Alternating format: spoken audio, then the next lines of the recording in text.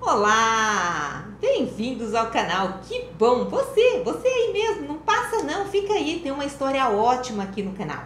Eu sou Valdenice Alves e este é o canal Narraval, onde eu narro histórias de vidas, histórias de celebridades, histórias para você poder se inspirar e aprender com as histórias. E se você tem uma história legal e quer compartilhar com a gente, já deixa aqui no e-mail para a gente poder entrar em contato, estruturar a sua história e podermos narrar aqui. Então, gente, já aproveita, é canal novo, eu estou iniciando. Já curte, compartilha, dá aquela força para o canal poder se desenrolar, poder crescer, né? Eu conto com você. A história de hoje é de uma pessoa assim que eu acho que quase que todos amam ele. Nós vamos falar de Roberto, o nosso eterno rei Roberto. Então vamos contar a história de Roberto antes da fama. Bora para a história?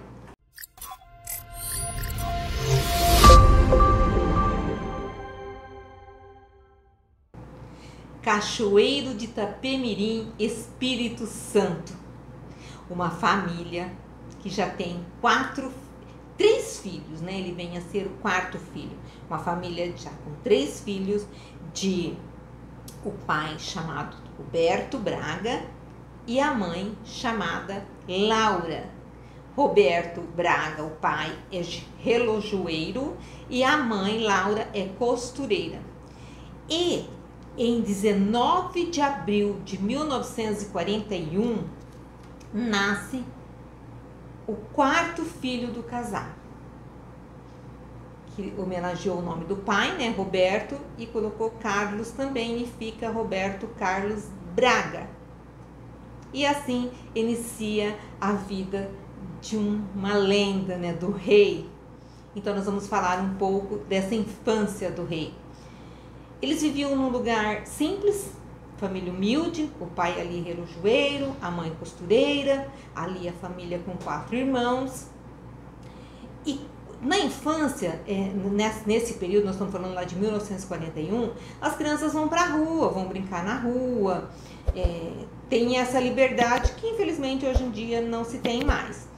E nessas brincadeiras de rua, aos 6 anos, Roberto está brincando numa linha do trem e o trem vem, acontece ali um grave acidente, que é um momento muito difícil na vida de Roberto, que ele tem que amputar parte da sua perna direita.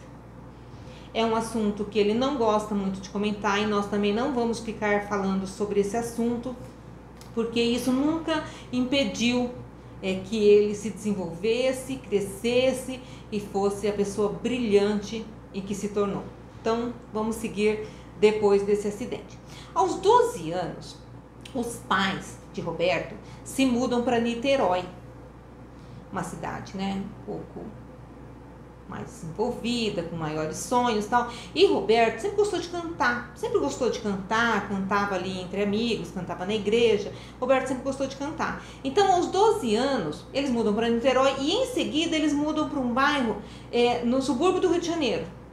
E nesse bairro, ele muito jovenzinho ainda, 12 para 13 anos, ele conhece Tim Maia, que também era ali amigo, né, fazia parte, e eles começaram a buscar programas de calouros, fazer algumas apresentações. Na época era a Rádio Tupi, né, e eles frequentavam esses programas, participavam, e enfim, e quando chega, vamos ver o ano aqui direitinho para eu não me confundir, em 1957, Roberto já está com 16 anos. 16 anos. E eles montam uma banda, juntamente com Tim Maia e mais alguns amigos, eles montam uma banda de rock and roll. Por quê? Influenciado pelo rock and roll que está explodindo ali no início da década de 60 nos Estados Unidos. Então eles montam essa banda e eles começam a fazer apresentações, né?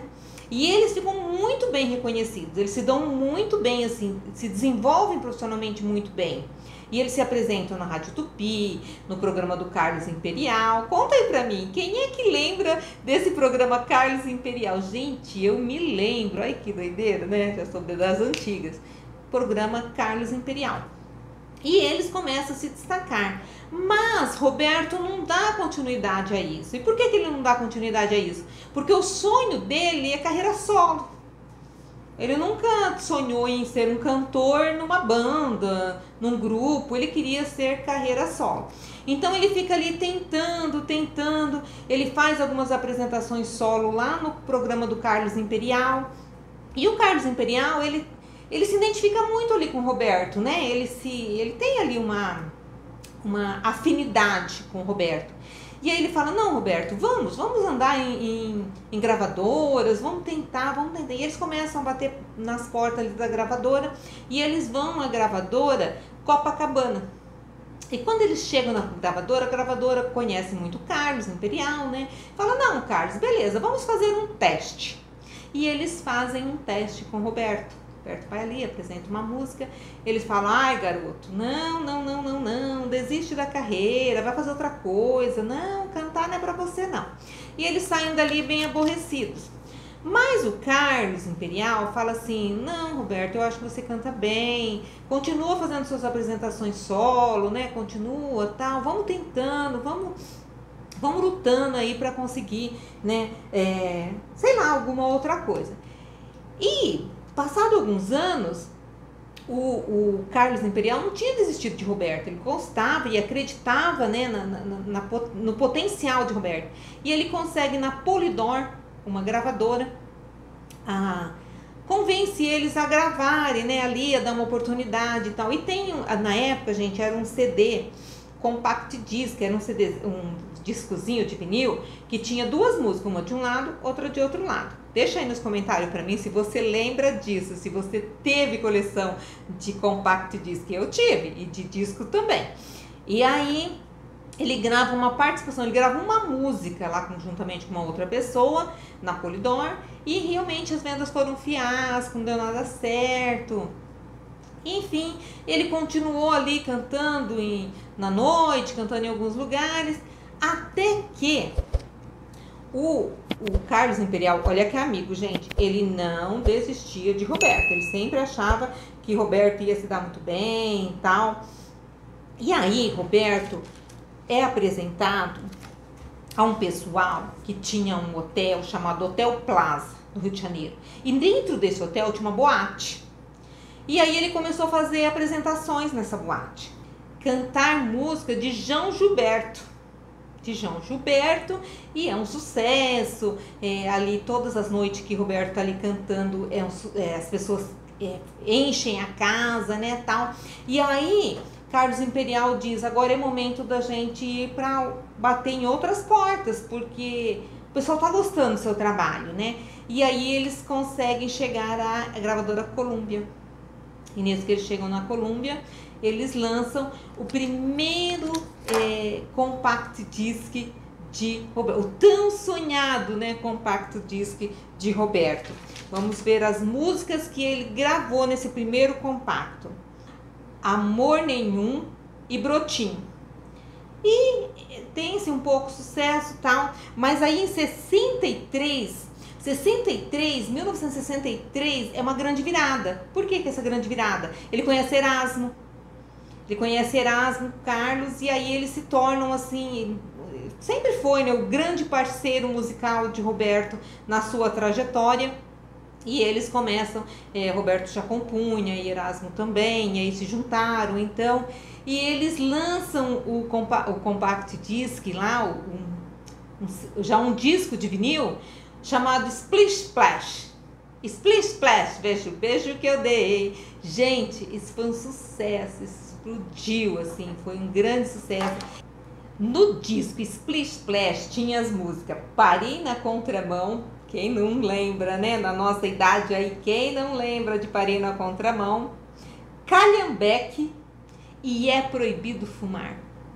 Então, esses foram as músicas do primeiro disco que ele faz com Roberto, chamado Splish Splash. E é um sucesso, que aí a gente não precisa entrar nessa parte, porque é o nosso rei, é a pessoa que musicalmente, né, maravilhoso. E em 1965, coincidentemente, é o ano que eu estou nascendo. Então, em 1965, eles estreiam o grande programa Jovem Guarda.